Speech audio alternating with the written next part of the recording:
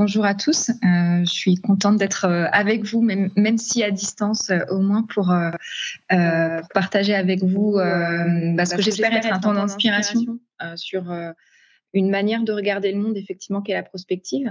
Donc, comme le disait Julien, mon métier, c'est effectivement d'essayer de comprendre ce qui est en train de changer autour de nous. Moi, j'ai une focale très forte sur ce qui est en train de changer dans les modes de vie. Donc, ce qui est en train de changer dans la manière d'habiter, de se déplacer, de consommer, de se divertir, d'apprendre, de se former, évidemment. Du coup, moi, j'essaie de mettre ça en tension avec qu'est-ce que ça veut dire, en fait, sur la manière, par exemple, dont on organise le travail et qu'est-ce que ça veut dire aussi sur la manière dont on structure les propositions de valeur. Donc, je travaille avec des acteurs publics ou privés, grands ou petits, pour essayer, du coup, de mettre en lien, effectivement, ces changements et ces possibles qui sont en train de se dessiner avec un horizon un petit peu plus stratégique, et je pense que c'est ce que vous allez faire aussi cet après-midi. L'idée de ma présentation, c'est aussi de vous éclairer un petit peu sur à la fois ce qu'est la prospective, les outils qu'on peut utiliser, et pourquoi dans la période qu'on traverse, c'est aussi un outil, à mon avis, qui peut être extrêmement utile. Et ma conviction profonde, c'est que c'est en train de passer d'un métier à une compétence qui pourrait du coup être distillée en chacun d'entre nous, parce que je pense que c'est vraiment une manière de regarder le monde qui est utile, et j'espère vous en convaincre à l'issue de cette présentation. Parce qu'effectivement, je pense que globalement, alors moi, cette slide, je pense que je l'ai faite juste avant la dissolution de juin. Et je pense qu'à chaque fois que je la ressors de plus en plus dans les dernières semaines, c'est de plus en plus accru comme sentiment, ce sentiment qu'on est tous quand même dans un horizon de brouillard extrêmement épais, extrêmement dense. On ne voit pas grand-chose en termes de visibilité. Et je pense qu'il y a en juin, je parlais d'horizon 3-6 mois. Là, je pense qu'on est contraint à un horizon plutôt en termes de semaines. Donc, on est tous dans cet état d'esprit-là, et voilà, avec ce manque de visibilité qui est extrêmement difficile à manœuvrer. Et la mauvaise nouvelle, c'est que ça va probablement continuer, notamment si on en croit Olivier Hamant, que je vous invite, si vous ne connaissez pas, je vous invite vraiment à suivre, parce que c'est vraiment quelqu'un qui est très intéressant sur ces sujets d'incertitude et de robustesse. Et Olivier Hamant, il nous dit, en fait, les rapports scientifiques convergent pour qualifier le 21e siècle, il sera fluctuant. Notre seule certitude, c'est le maintien et l'amplification de l'incertitude. Donc ça, c'est un peu la première mauvaise nouvelle, c'est que ce sentiment de brouillard, cette impression de brouillard, en fait, c'est là pour durer. Et donc, probablement qu'il va falloir aussi s'équiper de nouveaux outils, de nouvelles manières de regarder ce brouillard, non pas pour être paralysé face à ce niveau d'incertitude, mais plutôt pour apprendre à y naviguer. Et c'est en ça que je pense que la prospective est vraiment un outil intéressant. Quand on regarde toutes les études, et je pense qu'on n'a pas besoin de faire d'études pour se convaincre et se dire que le futur, c'est le lieu du pessimisme. C'est le lieu du pessimisme. Pourquoi ? Parce qu'en fait, on est incapable, si on ne fait pas cet effort-là et cette mise en tension de nos cerveaux, on est incapable d'y mettre des représentations. On est incapable de se demander de quoi il est fait. Et en fait, l'exercice de prospective, ça consiste vraiment en ça. Ça consiste à essayer de comprendre quels sont les futurs possibles pour éclairer l'action présente. Et donc, ce cheminement-là, il nous oblige quelque part à mettre dans cette représentation du futur, qui est un endroit qui fait peur, qui est vague, qui est mystérieux, à commencer à y mettre des choses un peu plus concrètes. Et c'est en ça que pour moi, c'est vraiment un outil qui permet, alors moi je dis avec panache, parce que je pense aussi qu'il y a une forme de défiance aussi dans le climat actuel, en tout cas de lutter avec panache contre la peur de l'incertitude, et finalement de renverser ce côté mystérieux du futur en essayant effectivement de le représenter davantage, de le concrétiser pour stimuler l'action. Donc, ce que je vous propose dans cette intervention, c'est voilà, de rentrer un peu plus dans le brouillard ensemble, et puis de décortiquer un petit peu à la fois pourquoi est-ce qu'on en est là et qu'est-ce qu'on peut faire en fait. Parce que d'abord, la première question que je voulais quand même évoquer avec vous, c'est quand même de se demander qu'est-ce qui a changé, pourquoi est-ce qu'on est dans cet état-là, et qu'est-ce qui fait qu'on a cette impression de brouillard, qui est pas qu'une impression, je vous rassure, en tout cas cette perception du brouillard extrêmement forte. Tout d'abord, ce qui est important, c'est de se dire qu'effectivement, on est dans une dans une phase d'accélération du changement, même si bon, il y a pas mal de il y a pas mal de débats au niveau des spécialistes sur ce sujet, mais ce que je trouve et probablement aussi que chaque génération a probablement l'impression que ce qu'elle est en train de vivre est unique. Ce qui est sûr, c'est qu'on est dans une phase où effectivement il y a un effet d'entraînement avec à la fois un changement qui est systémique, qui est perpétuel et exponentiel, et tout ça mis en symbiose, notamment le côté exponentiel avec le levier technologique, le côté systémique qui est très ressenti aussi sur l'aspect environnemental, écologique, et qui met en tension voilà, les chaînes d'approvisionnement, la manière dont on produit et la manière dont on peut aussi structurer le rapport à l'énergie, par exemple, ou le rapport aux catastrophes naturelles. Et cette dimension perpétuelle aussi du mouvement fait qu'on a aussi ce changement du changement et qui fait aussi qu'on est voilà, dans un contexte où aussi l'improbable jaillit. On voit aussi la dimension géopolitique qui est très très forte évidemment depuis quelques semaines et qui nous montre aussi à quel point voilà, l'improbable peut aussi surgir tous les jours. Donc on est vraiment dans cette abondance de changements et qui du coup en fait résonne à la fois avec des forces de changement qui sont là depuis très longtemps en fait. En prospective, on appelle ça des méga-trends. Les méga-trends, c'est des forces de changement qui sont mondiales, qui sont installées depuis longtemps, qui sont difficilement réversibles. Et donc, par exemple, voilà, les urgences environnementales et sociales, le vieillissement de la population, le développement technologique, l'urbanisation, tout ça, c'est des forces de changement qui sont très installées, qui sont probablement là pour durer.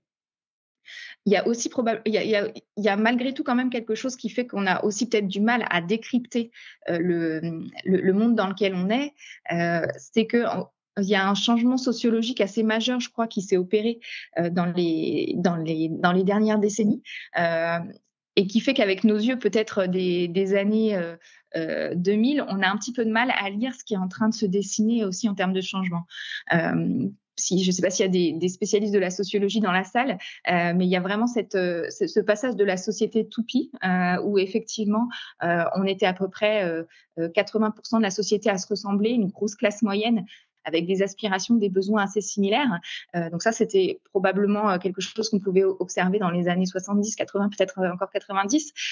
Aujourd'hui, on est vraiment dans une société sabliée, à savoir en fait un premium, un précaire et rien au milieu. Et ça, c'est vraiment une dynamique aussi qu'on peut retrouver dans beaucoup de marchés, dans beaucoup de sous-représentation de la société. Par exemple, dans le rapport au travail aussi, c'est quelque chose qu'on peut voir, le premium ou le précaire pouvant aussi être le contraire, une tendance et son propre contraire qui se crée. Et donc, finalement, c'est ce qu'on connaît mieux sous le terme de polarisation, voire de fragmentation. Et le sablier peut avoir une représentation très différente. Mais tout ça fait qu'en fait, on a aussi du mal à se dire, à changer de logiciel en se disant finalement, là où auparavant on pouvait parler de tendance allant dans une direction, aujourd'hui une tendance crée son propre contraire, et donc on va plus forcément chercher le changement dans la norme, mais plutôt dans sa diversité et dans ses polarités. Et donc ça, c'est quelque chose d'assez nouveau aussi à appréhender, et avec lequel, par exemple, quand on construit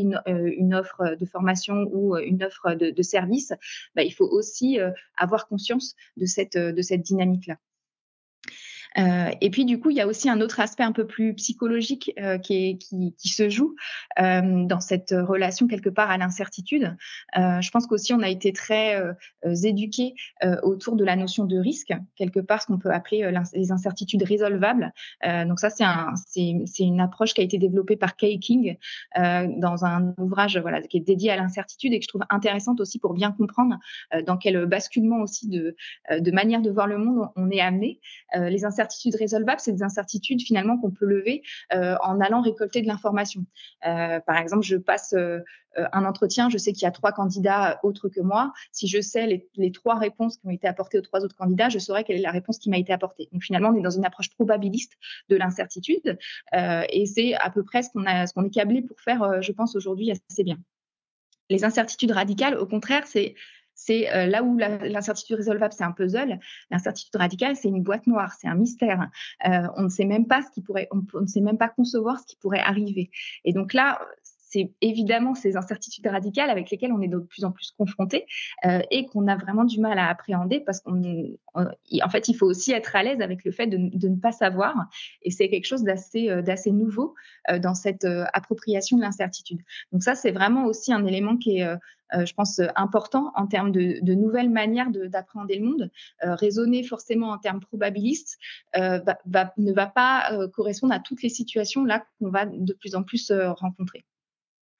Et finalement, tout ça rejaillit dans une forme de choc du futur. Moi, j'aime bien cette expression d'Alvin Toffler. Vous voyez, il a écrit ça en 1970.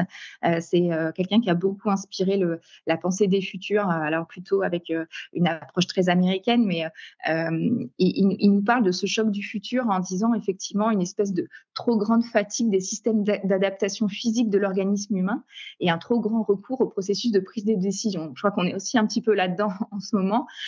On est un peu dans cette sidération par rapport à tout ce qui est en train de se passer, en se demandant mais qu'est-ce qu'on peut bien faire face à tout ça. Et donc, ce que je vous propose, c'est d'essayer de regarder par le biais de quelques outils et manières de penser et de regarder le monde qui sont introduites par la prospective, de se dire finalement comment est-ce qu'on peut un peu décaler son regard pour essayer d'appréhender tous ces changements qui sont complexes, ambigus, contraires les uns aux autres. Évidemment que l'époque, elle est difficile à lire, mais en s'outillant peut-être et en regardant les choses peut-être un petit peu différemment, on peut trouver des nouvelles manières, en tout cas, de formuler sa compréhension du monde.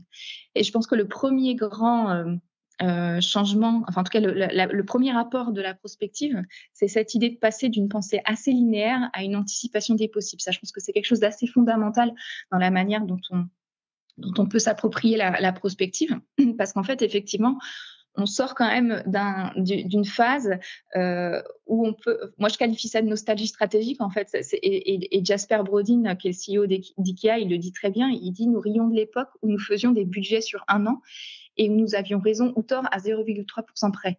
Parce qu'en fait, c'était relativement simple, c'est-à-dire qu'il fallait avoir un objectif, à partir de l'objectif, on établissait un plan et puis après, on mettait le plan à exécution.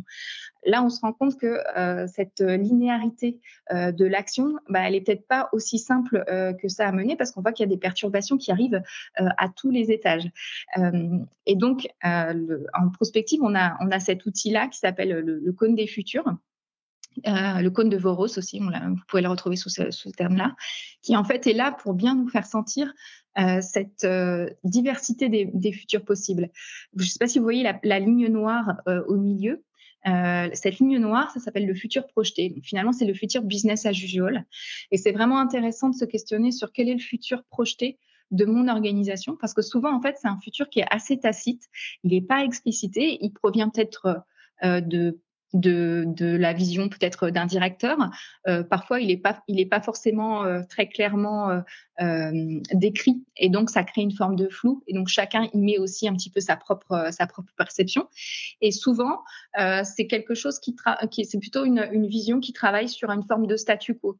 Et donc, moi, j'ai coutume de dire que le futur projeté, c'est un peu celui que vous modélisez quand vous faites, je ne sais pas si vous faites vos business plans ou vos budgets, et que d'année en année, vous mettez le même coefficient de case en case en se disant que voilà, tout devrait se passer de la même manière d'année en année. Donc ça, c'est un petit peu le futur projeté. Mais en y réfléchissant bien, ce futur projeté, il est tout aussi légitime que les futurs probables. C'est simplement qu'on ne les a pas forcément conceptualisés dans nos esprits. Et donc, c'est cette idée, vous voyez, d'ouvrir un petit peu son champ de vision en se disant, mais qu'est-ce qui pourrait se passer? Qu'est-ce qu'il est probable qu'il se passe? Qu'est-ce qui pourrait, du coup, arriver et comment je peux m'y préparer? C'est vraiment cette mise en tension-là qu'amène la prospective. Et donc, vous voyez aussi comment le fait d'expliciter, en fait, et de faire ce travail d'expliciter la manière dont on perçoit le futur, et souvent, moi, je le fais au sein de groupes, on voit qu'en fait, tant que ça n'a pas été exprimé, ça n'est pas clair, et donc chacun a sa propre vision. Et ça, c'est aussi un frein évident à l'action, parce qu'en fait, il y a énormément de manières de considérer que le futur pourrait arriver. Donc ça, c'est vraiment le cône de Voros qui est là aussi pour bien mettre en lumière cette pluralité des futurs. Et ce que je trouve intéressant, si je refais le lien avec IKEA, c'est que IKEA, ils travaillent sur des scénarios en stratégie. Donc, en fait, ils n'ont plus forcément d'objectifs annuels, ou en tout cas, ces objectifs annuels, ils sont déclinés dans des scénarios qui, du coup, permettent d'avoir effectivement plus de marge de manœuvre en fonction de l'évolution des perspectives. Et ça, pour moi, c'est assez intéressant de se dire qu'effectivement, même dans le champ de l'action stratégique, on retrouve cette idée de pouvoir, quelque part, se préparer à être prêt. C'est un peu ça aussi l'esprit de la prospective, si je dois employer d'autres mots. Et donc, cette idée de se dire, en fait, on doit avoir des marges de manœuvre pour pouvoir évoluer, s'adapter et réagir. Et donc, ne pas être figé dans des objectifs annuels qui peuvent aussi être enfermants après en termes d'action. Et donc, c'est ça aussi, je pense, qui est à la fois un élément porteur, je pense, pour la prospective, mais qui en même temps est son propre frein. C'est que la prospective, c'est pas une discipline de la certitude. Elle n'est pas là pour rassurer et finalement se dire voilà, c'est ça qu'on va faire. En revanche, c'est vraiment une discipline du doute permanent. Et à mon avis, je pense que c'est assez perturbant comme manière d'envisager son action et la manière dont on veut structurer peut-être son service ou sa direction. Mais cette capacité à remettre en doute finalement sa manière de voir le monde et d'être à l'écoute de ce qui est en train de changer, c'est probablement un des facteurs clés de succès dans ce brouillard-là qui est en train d'émerger. Et donc finalement, là où on avait on a peut-être aussi beaucoup travaillé sur la bonne stratégie, la bonne décision. Probablement que c'est en train de devenir un peu obsolète dans la manière de construire les plans d'action. Et donc, on est vraiment on est invité à imaginer, je pense, des nouvelles manières aussi d'intégrer cette incertitude dans la manière dont on agit. Et en prospective, on a une formulation que moi je trouve vraiment intéressante, c'est l'hypothèse de changement. En fait, l'hypothèse de changement, c'est partir de germes du futur, de signaux faibles, et essayer de se dire, une fois que je les regroupe ensemble, est-ce que c'est en train de dessiner une direction du changement ? Et cette direction du changement, on la formule en général de cette manière-là, est en train de passer d'un monde X à un monde Y. Et ce que je trouve intéressant, c'est qu'elle porte le terme d'hypothèse. C'est ça que je voulais vous dire aussi par le biais du doute permanent, c'est qu'on ne sait pas et on est incapable évidemment de prédire le futur, mais on émet des hypothèses et c'est probablement ça qui va nous permettre d'avancer aussi dans ce brouillard, c'est d'avancer par itération dans de la compréhension de ce qu'il y a derrière ce brouillard. Et donc, si je vous donne un petit peu des exemples d'hypothèses de changement, on peut se demander, par exemple, est-on en train de passer d'un monde d'abondance à un monde où on doit faire preuve de débrouille pour maintenir ou réinventer la notion de confort. Donc, ça permet, vous voyez, aussi de se poser des questions qui sont parfois inconfortables, c'est le cas de le dire, mais en tout cas, du coup, qui mettent le doigt peut-être aussi sur des sujets qui sont majeurs aussi en termes de changement de perception. Est-on en train de passer d'un monde où Internet est présent dans tous les interstices de nos vies à un monde où Internet est une ressource rare? Ça, c'est intéressant de se dire que je pense que c'est le plus grand angle mort de toutes les organisations dans lesquelles j'interviens. Cette idée, effectivement, que c'est très documenté, ce sujet de la rupture d'Internet, que ce soit pour des causes géopolitiques, de fragilité d'infrastructure, parce que c'est une infrastructure physique et qu'elle est vulnérable, ou que ce soit pour des sujets énergétiques. Les raisons qui peuvent nous laisser penser que ça pourrait arriver sont quand même assez nombreuses, mais ça reste quand même un grand absent de toutes les stratégies et de toutes les manières de voir le monde dans les organisations. Donc, ça sert aussi à ça, cette hypothèse de changement. C'est aussi amener des manières nouvelles de considérer ce qui pourrait se passer sous la forme d'une question, sous la forme du doute et de l'hypothèse, mais pour se dire, il faudrait peut-être aussi considérer cette possibilité-là. Le deuxième grand apport de la prospective, à mon avis, c'est cette idée aussi d'ouvrir le champ des possibles. Et moi, j'aime bien dire que c'est à la fois très structuré en termes d'analyse, mais qu'il y a aussi énormément de place pour la créativité, parce que comme encore une fois, le futur n'existe pas, il est aussi ce qu'on est capable d'en faire. Et donc, il y a une part de créativité qui est assez inhérente aussi à cette manière de voir le monde. Je ne sais pas si vous vous souvenez de ces petites de ces petits jeux qu'on pouvait faire quand on était enfant, où il fallait trouver les sept différences. Pour moi, un des points de départ aussi de la prospective, c'est ça, c'est cette capacité en fait à remarquer le changement. Et je vous invite vraiment à vous reconnecter à cette petit exercice-là, de se dire mais qu'est-ce qui a changé, qu'est-ce qui est différent, et cette capacité à remarquer. Quand on est dans le jus, quand on est la vie à 100 à l'heure, on a du mal parfois à prendre ce temps-là et à aiguiser son œil là-dessus. Mais je pense que c'est vraiment le point de départ qui fait qu'on commence aussi à être dans une posture à la fois de prospective. Et si je reprends l'analogie, la métaphore du brouillard, typiquement, on fait attention aussi aux indices. On est là, on essaie de comprendre son environnement. Et pour ça passe par une capacité à remarquer. Donc, encore une fois, c'est vraiment une question de regard et de porter attention aux détails. Parce que, et aux détails et à l'étrange, moi je crois aussi beaucoup que c'est aussi ces endroits-là où on peut aussi détecter alors ce qu'on appelle des signaux faibles. Les signaux faibles, je ne sais pas si vous vous souvenez de cette ligne noire dans le cône des futurs. Le signal faible, c'est ce qui va dessiner peut-être un futur, c'est un indice qu'un futur différent du futur projeté est en train de se construire. Donc c'est une perception de l'environnement, parce qu'évidemment le futur projeté, chacun se représente de sa propre manière, et peut-être qu'un signal faible pour moi n'en sera pas un pour vous. Mais en tout cas, c'est cette idée-là de prêter attention à ce qui nous semble étranger, plutôt que de balayer du revers d'une main, de revers de la main en se disant c'est bizarre, ça marchera jamais, ou ça ne concerne que 5 personnes. Plutôt se questionner à l'inverse, et si ça devenait la norme. Et ça, je pense que c'est vraiment aussi quelque chose qui est intéressant en termes de questionnement et de manière aussi de regarder son environnement. Et là-dessus, moi, il y a un exemple que j'aime beaucoup, qui est ce café japonais là que je vous ai mis à l'écran. C'est un café japonais en fait qui est à destination des écrivains, et il ne vous laisse repartir que si vous avez rempli votre objectif d'écriture. Et donc, à première vue, on peut trouver ça un peu loufoque, ou alors un peu niche. Moi, je trouve ça vraiment intéressant en fait dans la manière dont ça vient changer le rapport à la proposition de valeur. On n'est plus dans quelque chose qui est purement transactionnel, où finalement je propose un café et j'achète le café. Non, là, en tout cas, la personne qui propose ce service, son objectif, c'est de vous aider à réaliser votre projet le plus dur et le plus intime, qui est celui d'écrire un livre. Et là, on se situe vraiment à un autre endroit. Et pour moi, je le connecte à énormément d'autres choses qui sont en train de bouger sur la manière finalement dont on peut aussi créer des propositions de valeur qui soient différentes et pas uniquement transactionnelles.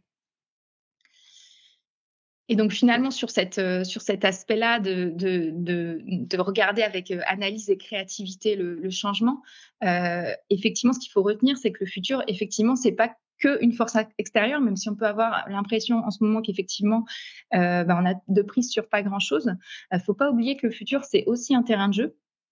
Et en prospective, on a vraiment cette question-là vraiment fondamentale qui s'appelle le « et si demain », qu'on positionne souvent en fin de réflexion prospective. Donc, une fois qu'on a fait toute notre analyse et qu'on a finalement dessiné des hypothèses de changement, qu'on voit des directions du changement en train de se dessiner, cette question-là, elle est pour se demander finalement qu'est-ce que ça pourrait vouloir dire en fait. Et donc du coup de faire d'avoir cette réflexion sur les impacts possibles du changement. Et donc par exemple, si je prends un exemple, voilà, et si demain, au lieu de rémunérer la rentabilité des entreprises, on rémunérait leur robustesse. Donc là c'est pareil, c'est un petit clin d'œil à Olivier Hamon. Si vous le connaissez pas, j'ai pas le temps de vous expliquer davantage sa pensée, mais je vous invite vraiment à creuser cet aspect-là qui est très inspirant. Mais c'est vraiment cette idée avec les « et si demain », de pouvoir ouvrir à la fois des nouveaux territoires d'opportunités, des nouvelles manières aussi de s'adapter. Donc c'est vraiment une question qui est très créative en réalité, et qui nous permet d'envisager l'impact du changement. Et puis le dernier point qui est quand même assez structurant à mon avis, c'est que la prospective, c'est aussi cette idée, alors ça peut paraître un peu bizarre de le dire comme ça, mais d'entrer en empathie avec les futurs possibles. Et je vais vous expliquer un petit peu plus ce que je mets derrière ça, en faisant un petit détour par le Covid. Je ne sais pas si vous vous souvenez quand le Covid est arrivé, on a tous paru très surpris par le fait que ça arrive. Et il y a beaucoup d'observateurs qui ont qualifié le Covid de signe noir. Alors, je ne sais pas si tout le monde est familier avec ce terme. Un signe noir, c'est un événement qui est peu probable, mais qui, s'il arrivait, aurait des conséquences vraiment importantes. Par exemple, on peut penser à l'invention d'Internet, par exemple, à une dissolution, voilà, telle qu'on a vécu en juin dernier. Voilà, c'est des événements qui sont peu lisibles, peu probables. Et encore une fois, c'est une perception. Pour certains, ça peut l'être, mais pour d'autres, non. Ce qui est important de dire là, pour le Covid, c'est que c'était quand même un phénomène, donc le phénomène de la pandémie, un phénomène qui a été extrêmement documenté par les experts. Et en prospective, on a un autre terme, en fait, je pense, pour désigner ce qui s'est passé dans nos esprits avec le Covid. On appelle ça plutôt un éléphant noir. Un éléphant noir, c'est un phénomène qui est très bien identifié par les experts, mais pour lesquels les non-experts sont dans le déni. Donc, par exemple, le changement climatique, il y a quelques années, on était typiquement là-dedans. Donc, c'est plutôt un phénomène psychologique où on a du mal, en fait, à conceptualiser les conséquences du changement et on a du mal à s'approprier ce que ça peut vouloir dire. Et donc, quelque part, on est dans le déni. Donc, le changement climatique, il y a eu quand même un gros travail qui a été fait effectivement pour le faire rentrer finalement dans nos champs de vision et dans notre perception du fait que ce soit possible et de comprendre ce que ça peut vouloir dire. Actuellement, un autre éléphant noir, le vieillissement de la population, c'est quelque chose sur lequel on a encore beaucoup de mal à faire prendre conscience de ce que ça peut vouloir dire, à la fois pour le monde du travail, pour la société, pour les modes de vie, etc. Et par contre, il y a une futurologue, une futuriste, pardon, pour reprendre le terme américain, parce qu'elle est américaine et qu'elle se met cette étiquette-là. Il y a cette futuriste qui s'appelle Jane McGonigal, que j'aime beaucoup, qui, en fait, en 2010, a conçu un jeu vidéo, parce qu'elle, c'est comme ça qu'elle permet de l'immersion dans les futurs possibles. En fait, elle conçoit des jeux vidéo qui permettent du coup finalement de vivre ce à quoi pourraient ressembler des futurs possibles. Et donc, en 2010, elle a conçu un jeu vidéo dans lequel elle a immergé 20 000 personnes sur une société qui était sous confinement, en confinement, avec une pandémie mondiale qui proviendrait de la Chine. Donc, tout ça pour dire que quelqu'un comme elle, qui a travaillé le sujet, l'a vu venir, et à tel point qu'elle en a fait une simulation assez majeure avec quand même 20 000 personnes. Et a posteriori, on lui a demandé mais pourquoi est-ce que c'était pas imaginable en fait ce Covid. Et elle a dit pour moi quelque chose qui est vraiment fondamental. Elle a dit nous n'avions pas atteint la masse critique de gens qui pensaient ce futur possible. Et donc c'est en ça que je veux dire que c'est aussi rentrer en empathie, c'est-à-dire que c'est aussi un travail collectif. C'est un travail dans lequel en fait il faut être suffisamment nombreux pour se dire que c'est possible, pour le faire rentrer dans le champ de l'action. Et ça, c'est vraiment quelque chose qui est vraiment important. Et c'est un muscle à développer. Et c'est aussi une des manières de fonctionner, je pense, qui doivent essaimer aussi dans les organisations. Et donc, en prospective, nous, on travaille beaucoup avec l'outil fictionnel que vous pourrez peut-être manipuler cet après-midi, je ne sais pas, avec du coup notamment la fiction prospective, qui est finalement l'étape d'après le SI demain, si je dois un peu schématiser. Une fois qu'on a ouvert un SI demain, on peut essayer de raconter ce que ça peut vouloir dire. Et puis, on a aussi une approche qui s'appelle le design fiction, là, qui est finalement une approche beaucoup plus design pour essayer de représenter les produits, les services, les lieux qui pourraient émerger comme conséquence du changement. Et donc là, je vous mets juste un petit exemple que j'ai conçu du coup avec quelques acolytes sur. Ça peut être aussi simple que par exemple qu'une fiche de poste, en se demandant finalement. Là, en l'occurrence, on se demandait, et si demain on recrutait une DG sur les 25 prochaines années, dans cette idée effectivement de remettre le temps long aussi dans les cycles décisionnels, en finalement s'inspirant un peu aussi des dynamiques qu'on peut retrouver dans les entreprises familiales. Et si finalement on avait un engagement sur le temps long d'une direction générale qui finalement avait déjà la vision de je vais prendre la direction générale dans 20 ans, et donc je dois commencer à m'y préparer. Évidemment, ça n'a pas vocation à prédire, encore une fois, c'est plus là pour susciter à la fois la réflexion, voire la provocation, et se dire qu'est-ce qu'on retient d'intéressant là-dedans, qu'est-ce que ça peut vouloir dire sur la manière dont nous, on structure notre comité de direction, et qu'est-ce qu'on a envie de changer dans la manière de faire, ou qu'est-ce qui nous fait dire qu'on va dans la bonne direction. Et donc, si je dois conclure, déjà sur un premier aspect, je pense que moi, je vous invite vraiment à faire rentrer dans votre vocabulaire aussi quand vous commencez un petit peu à dessiner des plans stratégiques, à faire rentrer dans votre vocabulaire des verbes qu'on n'a pas forcément l'habitude d'y voir. Je pense notamment à observer, envisager, imaginer ou rêver. Vous mettez ce que vous voulez derrière ce terme-là.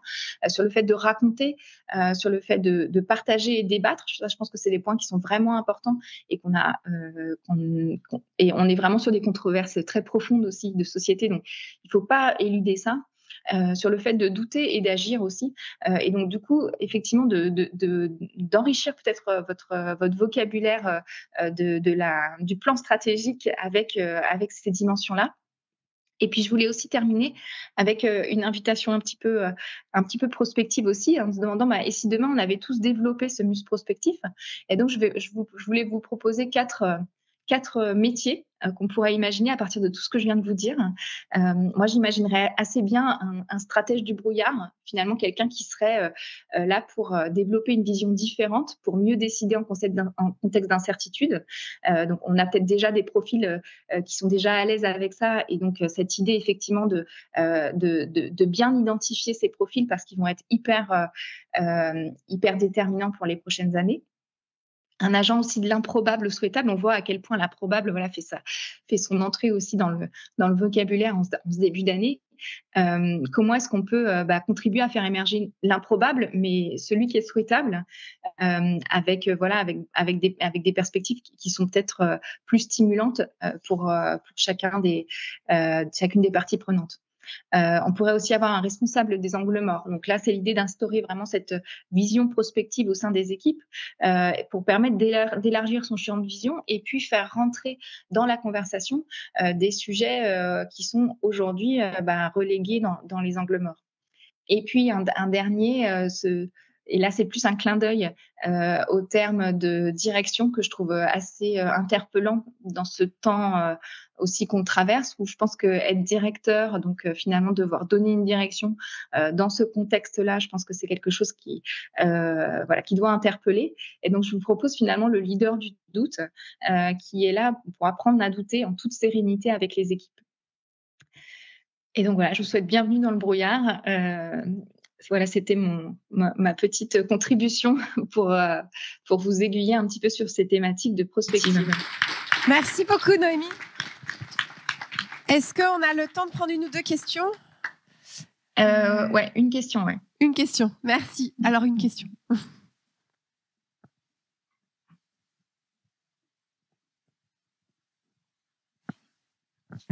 Bonjour, comment vous imaginez la prospective avec la notion d'immédiateté que renvoie la société, avec des réponses qui se font instantanément, toujours le besoin d'avoir une réponse toujours plus vite via notamment les réseaux sociaux ou même les IA génératives?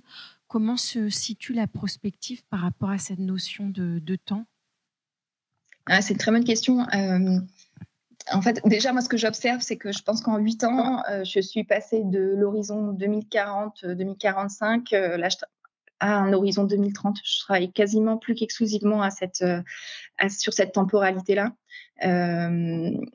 Parce que je pense qu'il y a plusieurs raisons à ça, mais du coup, il y a cette idée effectivement de ramener dans le champ de l'action. Et il y a aussi tellement de choses qui sont en train de se passer qu'on voit que la rapidité des changements fait qu'on travaille aussi sur des horizons plus courts. Après, sur l'immédiateté, moi, c'est quelque chose que je combats d'une manière ou d'une autre. Donc, moi, je suis assez à l'aise pour porter cette posture-là, qui ne convient pas à tout le monde. Et c'est sûr que je vois aussi beaucoup de gens qui commencent à se saisir des IA génératives pour essayer de faire de la prospective, ce que je pense n'est pas une bonne idée. Mais Merci beaucoup pour réagir à tout ce que vous nous avez partagé. Bonne fin de journée, Noémie. Au revoir.